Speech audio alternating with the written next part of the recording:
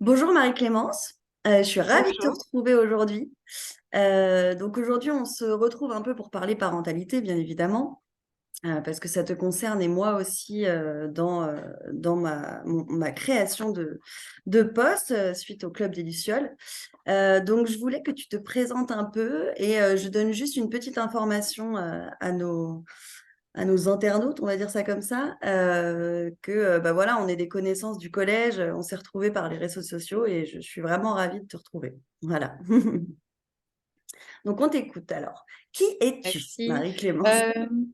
Euh, oui, Non, non. donc je m'appelle Marie-Clémence, j'ai 35 ans, je suis mariée avec Aurore, on est ensemble depuis 15 ans, ça va faire 15 ans, et on est les mamans de deux petites filles qu'on a eues par PMA. Donc j'ai porté nos deux filles, Charlie qui a 4 ans et demi et Billy qui a 15 mois. Voilà, et je vis à Dax, dans le sud-ouest de la France, et aujourd'hui, je fais de la gestion de projet et j'interviens dans les entreprises pour sensibiliser les personnes sur l'inclusion et la diversité des personnes LGBTQIA+, notamment dans le monde de l'entreprise, mais dans la société en général. D'accord. Très bien. Et du coup, je voulais savoir pour un peu tout le monde, qu'est-ce que représente la parentalité pour toi? Et est-ce que de ton côté, être parent, c'était une évidence? Alors, la parentalité, c'est une aventure assez folle, je trouve, à laquelle finalement, j'ai l'impression de pas avoir été tant préparée que ça. Enfin, moi, j'ai grandi vraiment avec un schéma familial très classique, avec une maman au foyer qui s'occupait de nous jour et nuit et mon père qui travaillait. Donc, j'ai toujours voulu être mère. Je me suis jamais dit que je pouvais vieillir sans enfant. Donc, ça, c'était une évidence pour moi. Après, j'étais persuadée d'être parfaitement prête parce que justement j'avais ce modèle où j'étais très admirative de ma mère qui cuisinait, qui s'occupait de tout dans la maison et je trouvais ça génial et j'étais persuadée que c'était ça que je voulais, que j'allais assurer autant qu'elle. Et en fait, finalement, aujourd'hui, pour moi, c'est à la fois génial d'être mère et pour rien au monde, je reviendrai en arrière ou voilà, parce qu'il y a des femmes qui peuvent se dire, bah non, moi, si c'était à refaire, je leur ferais non, non, si c'était à refaire, évidemment, je le referais. Mais avec, j'ai des données que ma mère n'avait pas à l'époque, c'est que j'ai un travail à côté, j'ai plein de projets que je ne veux pas du tout mettre de côté, je ne souhaite pas du tout être mère au foyer. Et du coup, c'est beaucoup d'organisation, c'est beaucoup de gestion. Donc, heureusement qu'il y a des moments très, très forts avec les enfants et qu'on reçoit beaucoup d'amour et que ça fout les larmes aux yeux à chaque fois qu'on les voit faire quelque chose.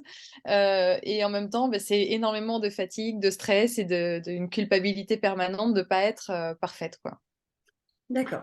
Ah, c'est sûr que les projets sont jamais exactement Alors, je pareils comme t'entends vous pas. les avez imaginés. Ah, J'ai est-ce plus que le c'est son. bon, tu m'entends? C'est bon. Oui, je disais que les projets ne sont jamais exactement les mêmes que ce qu'on avait imaginé à la base, quoi. Mais bon, les aléas de la vie. C'est ça. Et du coup, qu'est-ce qui t'a poussé à être conférencière en entreprise pour la parentalité LGBT?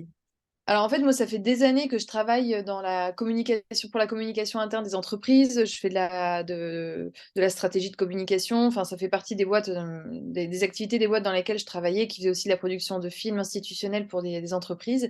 Et en fait, de l'autre côté, j'avais mes engagements personnels qui sont bah, le fait que je milite, en tout cas, où je communique beaucoup dans les médias ou sur les réseaux sociaux sur les familles homoparentales, sur l'inclusion, enfin voilà, pour essayer de sensibiliser les gens et d'apporter un peu d'humain derrière les grandes théories que les gens peuvent avoir sur l'homoparentalité ou l'homosexualité de manière générale. Et en fait, il y a d'abord avec le collectif Famille, qui est une association que j'ai cofondée qui accompagne les familles donc, avec ces parentalités-là. Et puis, moi aussi, à titre personnel, en fait, j'ai commencé à être appelée régulièrement pour intervenir dans des entreprises et raconter mon histoire là-bas.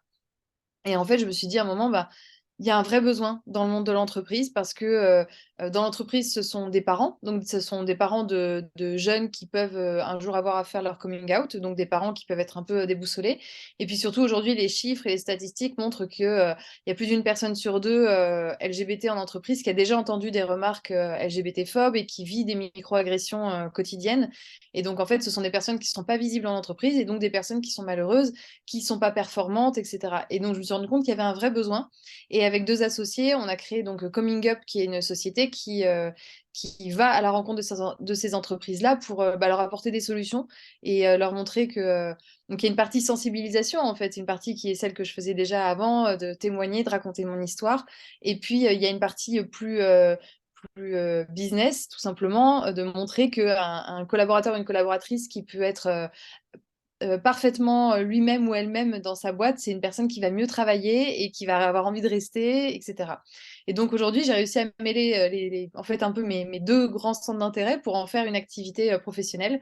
Et c'est génial parce que c'est la première fois que j'ai l'impression de faire un boulot qui a parfaitement, enfin, du sens pour moi et d'être moi à ma place en tout cas. Mmh. Oui, tu as trouvé l'équilibre parfait entre tes valeurs et ton travail, quoi.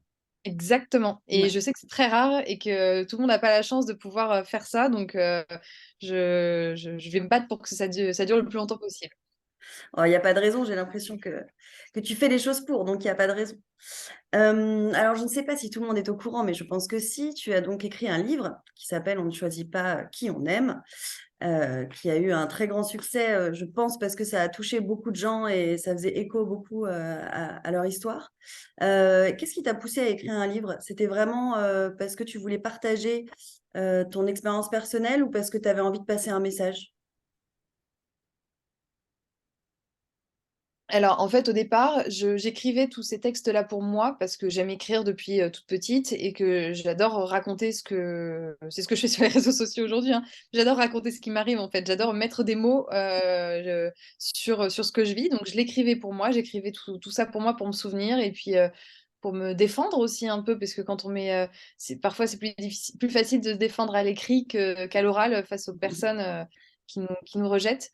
Et donc, un jour, j'ai commencé à publier ça. À l'époque, j'avais un blog où je parlais lifestyle, beauté, etc. Et puis, je me suis dit, bah tiens, je pourrais peut-être publier quelques extraits. Et en fait, j'ai commencé à publier comme ça toutes les semaines et à écrire chaque semaine un nouveau chapitre où je racontais juste de manière la plus brute possible. Je témoignais, je racontais mon histoire avec Aurore. Et en fait, les gens se sont pris dans l'histoire.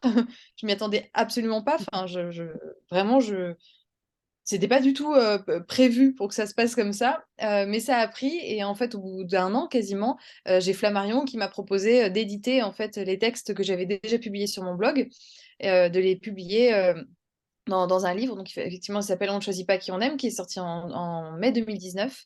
Donc ça fait 3 ans et demi. Et oui, ça a eu du succès. Et en fait, moi, ce que j'aime, c'est que ce livre, effectivement, il est sorti il y a plus de 3 ans. Et qu'aujourd'hui encore, en fait, je reçois tous les jours des messages de personnes qui le découvrent. Pas forcément des personnes qui l'achètent.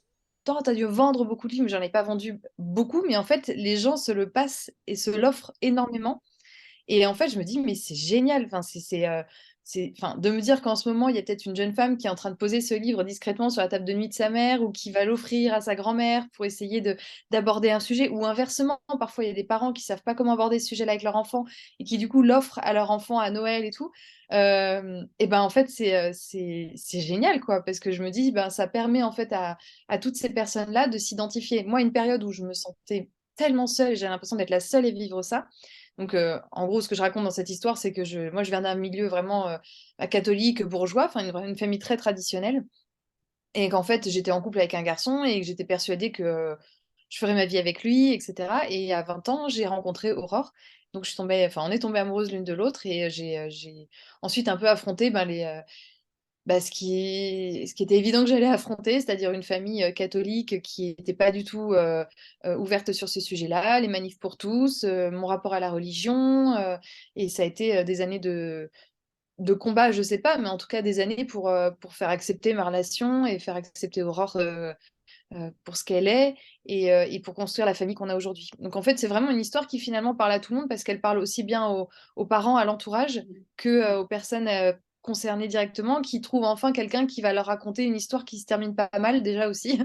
Moi, c'était ça que je voulais montrer, c'est que c'est pas parce que l'image que nous, on nous renvoyait de l'homosexualité, en tout cas de notre génération, ou en tout cas moi, c'est ce qu'on me disait dans mon enfance, c'était que quand on était homosexuel, forcément, on allait vivre en marge de la société toute notre vie.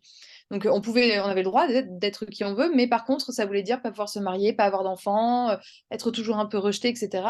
Et moi, ce que je veux montrer avec cette histoire, c'est que aujourd'hui, à un détail près que je suis avec une femme, sinon, je suis mariée, j'ai 2 enfants, j'ai 2 chats, j'ai un travail, une maison en province, enfin, j'ai une vie extrêmement classique. Ouais.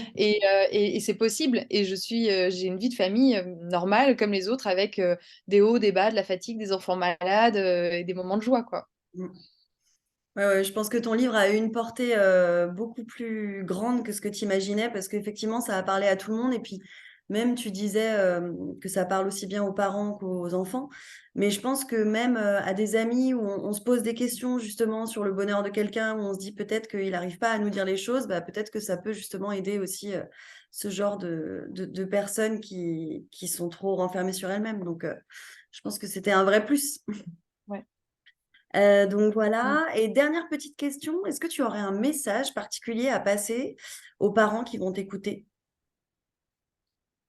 Euh, Bah, le message, je pense que c'est des phrases qu'il faut se répéter à soi et que moi, on me dit aussi et qui me font du bien. Hein. C'est que en tant que parent, on a il faut lâcher prise.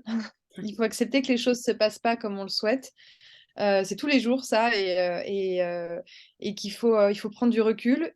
Aussi que tout passe. Ça, c'est les petits messages d'encouragement du quotidien pour les parents qui en ce moment nous regardent et qui sont en galère parce que, je sais pas, l'enfant dort pas, l'enfant est malade, etc. Tout passe. Voilà, ce ne sont que des cycles, ça, voilà, ça passe. Et un message particulier peut-être aux mamans qui sont en parcours de PMA ou qui ont leurs enfants par PMA. Voilà, leur envoyer plein de courage et d'amour aussi parce que c'est très difficile parfois mais que ça vaut le coup de s'accrocher. Moi, c'est ce que je me dis, j'ai galéré, mais encore une fois, si c'était à refaire, je referais tout pareil. Voilà, le parent parfait n'existe pas. Il faut se... je le dis, je me le dis à moi aussi en te le disant. Je vais essayer de me le répéter aussi, mais voilà, il faut se déculpabiliser. Voilà, un enfant a besoin d'amour et de sécurité et le reste, on se débrouille. On essaie de gérer un peu comme on peut. Bah, je pense que c'est un mantra qu'il faudrait un peu inscrire partout, hein, dans les crèches, dans, dans les écoles et tout. Il y a encore beaucoup de Ouais, dictates qui sont compliqués à laisser passer. Mais bon, on va y arriver. On va y arriver. ouais, Bon, bah, merci beaucoup pour ouais. cet échange, Marie-Clémence. Et puis, bah, à très bientôt. Donc voilà, j'étais ravie de Merci à discuter toi. avec toi. Merci beaucoup. Merci Caroline. À Merci pour ton bientôt. écoute. De rien. Au revoir. Ciao.